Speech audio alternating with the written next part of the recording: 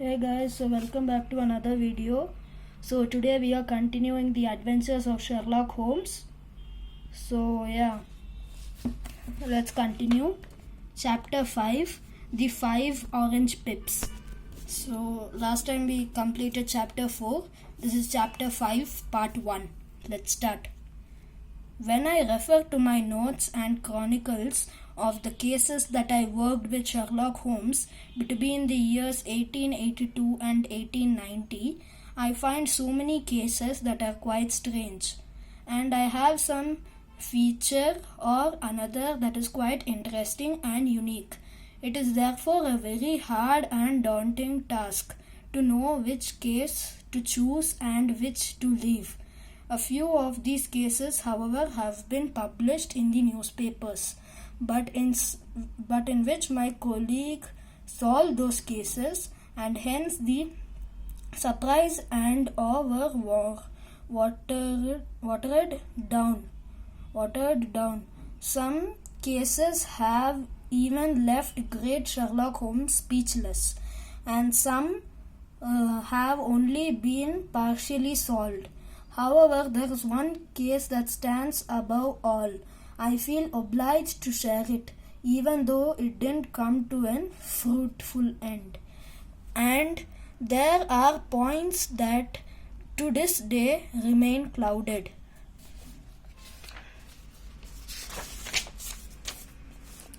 In the year 1887 was a year of plentiful cases of varying interest, of which I have records and notes.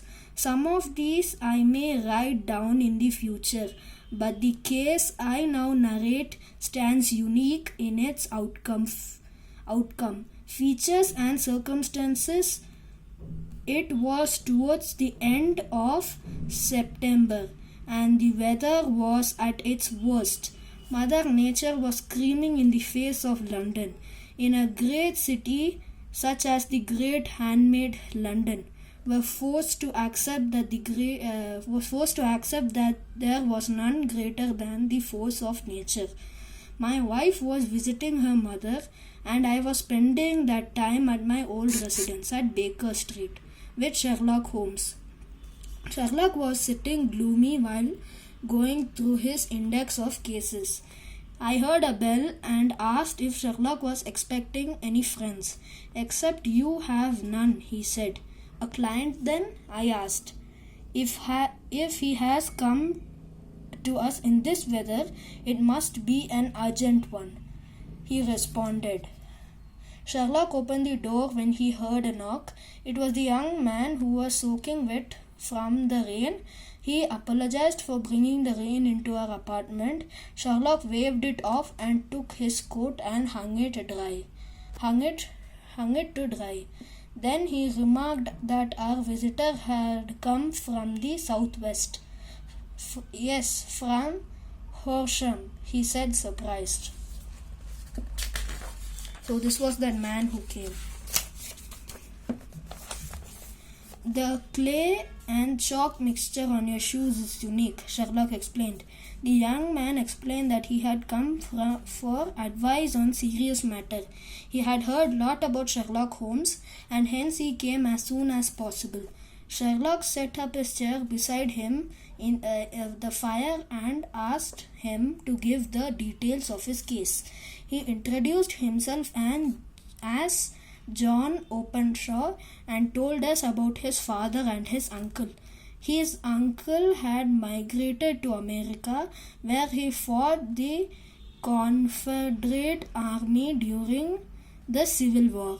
Later he fought under Hood and became a colonel.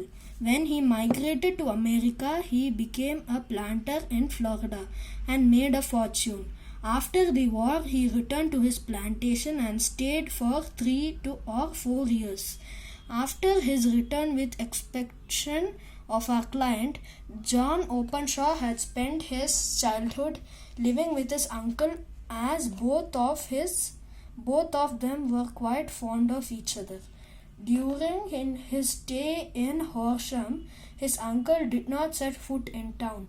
He was very foul-mouthed when he was angry. He drank a great deal of brandy and smoked heavily. His uncle had begged his father to allow John to stay with him, as he has taken a liking to him. When he was not drunk, he would play games of backgammon with the boy. Uh, the boy had the freedom to do whatever he liked and go where he wanted to go, as long as he did not disturb his uncle. One day in 1883, a letter arrived for my uncle which had foreign stamp. He did not receive a lot of letters, let alone letters from abroad. When I showed him the letter, he was quite surprised. It was from Pondicherry, India. He opened the letter to find 5 dried orange seeds. I laughed at the sight, but my uncle looked as if his soul has left the body. "KKK," he exclaimed. "My sins have overtaken me," he said, and as he slouched in the chair, the young man told us. His uncle did not take the letter as a joke. He went up to the attic and brought down a small brass box. The letter K was engraved on the box. He burned a lot of papers in the fire too. In a matter of week, he had called a lawyer and keeping our client as a witness, drew out a will, giving everything he had to his brother, that the client's father. He told that the young man that the wealth would eventually reach him. He continued, "My uncle asked me to sign the paper which was taken away by the lawyer, but this incident made a deep impression on me. I did not understand it even though I thought about it for a long time. A feeling of dread took me over."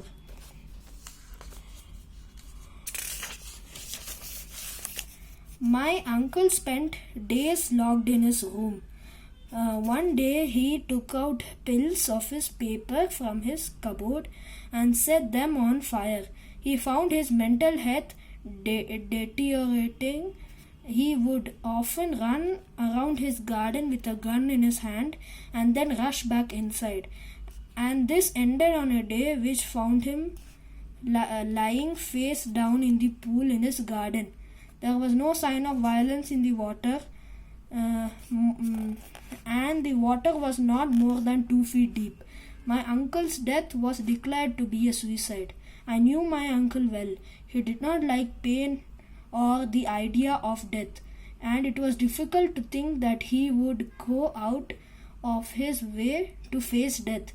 His property was inherited by my father and shifted into my uncle's house. We found the box in his attic that had KKK engraved on it. It was empty. Life resumed as normal for us until January of 1885. On the 4th day after New Year, my father received a letter from Dundee.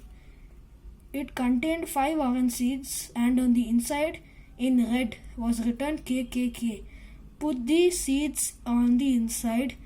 On the sundial. My father had laughed at me when I told him about the letter uncle had received, but now he began to think it was real. The young man stopped and took a sip of water and then continued to tell his story. On the 3rd day after my father received the letter, he decided to visit his friend, since he was not taking the warning seriously. I thought it would be good if he went out of town for a few days. But I was wrong. 2 days after my father left town, I received a call from his friend saying that my father had fallen from a chalk pit, resulting in his death. I carefully examined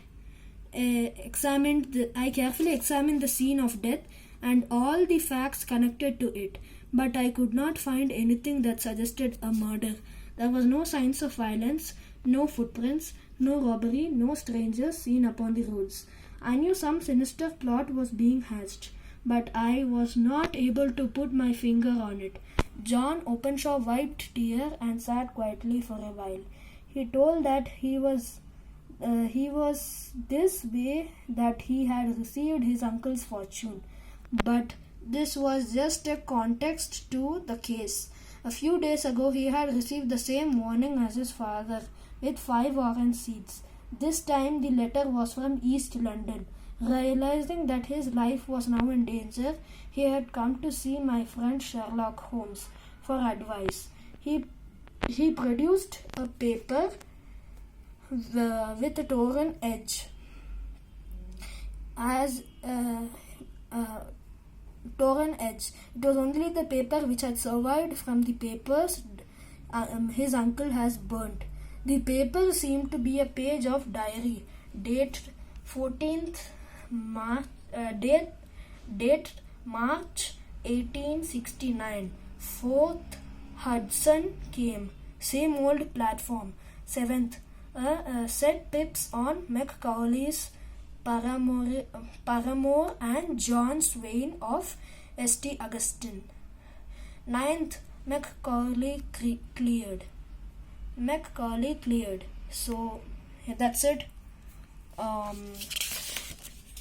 We can look at this also. 10th, John Swain cleared. 12th, visited Paramore, all well. So that was written in that page of the diary. So that's it for today. This part 1 of chapter 5, the 5 orange pips from the adventures of Sherlock Holmes. See you in the next video. Bye.